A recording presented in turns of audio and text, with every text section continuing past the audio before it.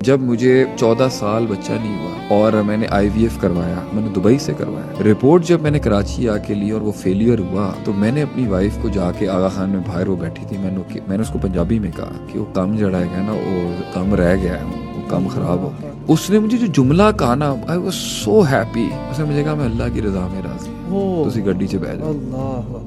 پھر ہم نے پنجاب آنے کا سوچا کہ میں کراچی سے تھوڑا کوچ کر جاؤں، میں پنڈ دیہاتوں میں ذرا انجوائے کرتا ہوں، میں ذرا ریورل لائف مجھے پسند ہے۔ ابھی ہم پیک کر کے لاہور میں آئے ہی تھے، یہاں میں نے گھر لیا۔ ملتان میں میرا بہت بڑا کوئی ایونٹ تھا، میں آ ہی رہا تھا، پوری فیملی لے کے آ رہا تھا یہاں۔ انہوں نے مجھے خبر سنا دی آپ کی بھابی نے۔ تو میرا کہنے کا مطلب یہ ہے، لوگوں کا اللہ کے ساتھ ایک اپنا یونیک لیول کا کنیکشن ہے، آپ نہیں چیلنج کر سکتے، آپ جج نہ کریں۔